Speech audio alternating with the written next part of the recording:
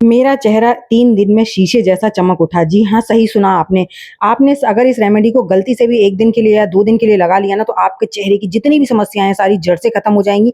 आपके चेहरे पर वो ग्लासी ग्लो आएगा, चाहे पिगमेंटेशन हो या फिर आपके चेहरे पर बहुत ज़्यादा दाग धब्बे हैं या फिर उम्र से पहले आपकी स्किन लूज़ होने लगी है। इनमें से कोई भी समस्या अगर आपको है ना, तो आपका चेहरा एकदम चाँद जैसा नज़र आएगा। इस रेमेडी को बनाना बहुत ही ज़्यादा आसान है और उससे कई ज़्यादा आसान है इस रेमेडी को लगाना। आपको घर की कुछ चीज़ों का इस्तेमाल करना है और उसके इस्तेमाल से आपके चेहरे की जड़ से सारी परेशानियाँ खत्म हो जाएँगी। सिर्फ़ आपको यहाँ पर 2 से 3 चीज़ें लेनी है और वो भी आपके नॉर्मली किचन में ही मिल जाती हैं। बस आपको उन्हें कैसे लगाना है, कैसे उनको रिमूव करना है, उसको अगर आपने पूरा देख लिया ना, तो आपको इस रेमेडी का 101% रिज़ल्ट मिलेगा ही मिलेगा। तो सबसे पहले आलू को छीलना है और आलू को अच्छे से छीलना है। जैसे मैंने चाकू से छीला है ना, मोटी-मोटी जो लेयर हटाई है, वो हटानी है। उसके बाद आपको इसे ग्रेट कर लेना है बारीक वाले ग्रेटर से। आप चाहे तो इसे मिक्सी जार में भी पीस सकते हैं, इसका कोई दिक्कत नहीं है। लेकिन अगर आप बारीक वाले ग्रेटर से ग्रेट करना चाहते हैं, कोई इश्यू नहीं है। तो देखिए, इस रेमेडी को ना आपको बनाना है, झटपट से लगाना है और इसे आप स्टोर करके भी रख सकते हैं। और इसका अगर आपने मेरे बताए हुए तरीके से, मैं गारंटी लेती हूँ, अगर आपने 2 से 3 दिन इस्तेमाल कर लिया ना, तो आपसे हर दूसरा बंदा पूछेगा कि आखिर आजकल कर क्या रहे हो, जिससे आपके चेहरे की इतनी ज़्यादा चमक बढ़ गई है। और आपको इसमें ज़्यादा से ज़्यादा 2 रुपए खर्च होंगे। तो यहाँ पर देखिए, हमने आलू लिया और आलू को ग्रेट किया, उसका हमने जूस निकाला। जितना अच्छे से आप निकाल सकते हैं उतने अच्छे से निकाल लीजिए। छन्नी की मदद से निकालिए या हाथ से निकालिए, किसी भी तरीके से निकालिए। तो मैं यहाँ पर छन्नी से भी निकाली हूँ, लेकिन छन्नी से ना अच्छे से जूस नहीं निकल रहा था, इसलिए मैंने इसको हाथ से भी अच्छे से स्क्वीज़ किया है, क्योंकि इसका जो गाढ़ा वाला जो स्टार्च है ना, वो भी निकलना बहुत ज़्यादा ज़रूरी है, सिर्फ़ पतला वाला पानी ही नहीं।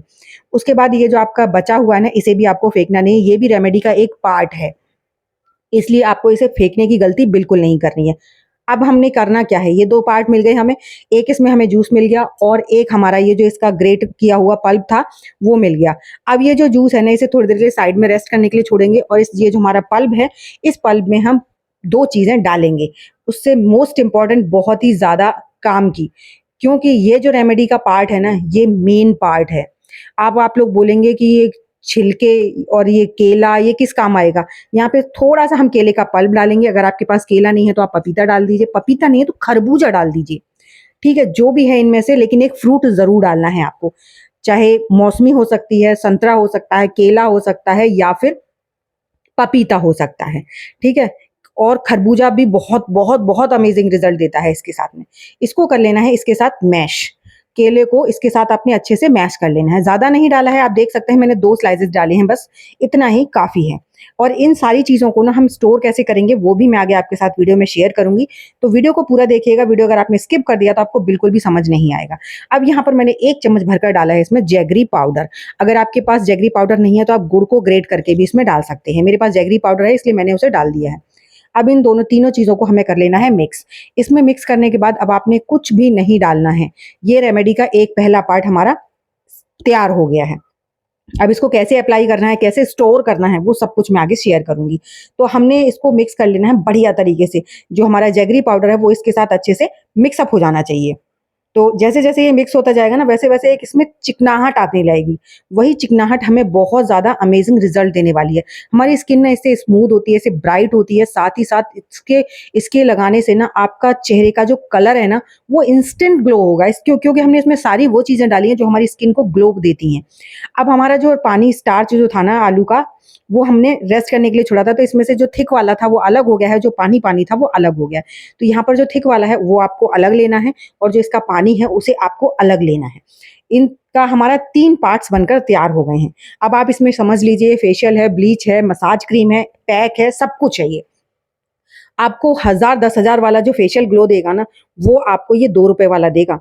अब यहाँ पर जो पतला वाला पानी था, इसका जो पतला वाला जूस था, उसमें हम नींबू का रस डालेंगे। आधा नींबू आपने इसमें स्क्वीज़ कर देना है, इसमें आधा नींबू का रस चला जाएगा। मतलब कहने का ये 1 से 2 चम्मच के करीब नींबू का रस इसमें आपको डाल देना है। अब जो हमारा जो थिक वाला पेस्ट है, उसमें हमें क्या डालना है? उसमें हम डालेंगे शहद। यहाँ पर आपको अगर आपके पास घर का शहद है, ऑर्गेनिक शहद है तो ज़्यादा बेस्ट है। मेरे पास ऑर्गेनिक शहद है, तो ऑर्गेनिक शहद की ये नेचुरल वो होती है कि ये जम जाता है, चाहे विंटर्स हो या गर्मी हो। तो यहाँ पर देखिए, हल्का-सा करीबन आधा चम्मच के करीब हमने इसमें शहद डाला है और उसे अच्छे से करके मिक्स कर लेंगे। जो थिक वाला इसका स्टार्च था, उसमें शहद डाला है और जो इसका ऊपर का पल्प था, जो जूस था सॉरी, उसमें हमने नींबू डाला है और जो इसका पल्प निकला था, उसमें हमने जैगरी पाउडर डाला है।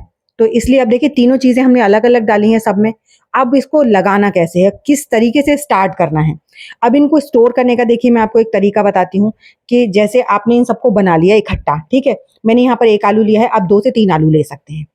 सबसे पहले आपको लगाना है इसका जो हमने नींबू वाला पैक लगा डाला था, वो लगाना है आपको ब्रश की मदद से या कॉटन की मदद से। अपने फेस पर, अपने चेहरे पर, अपने गर्दन पर, सब पर लगा सकते हैं।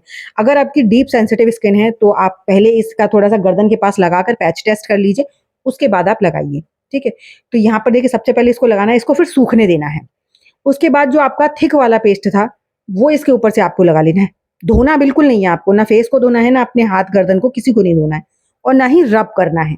बस आपने लगाते जाना है इसको। 2-2 कोटिंग सबकी करनी है आपको।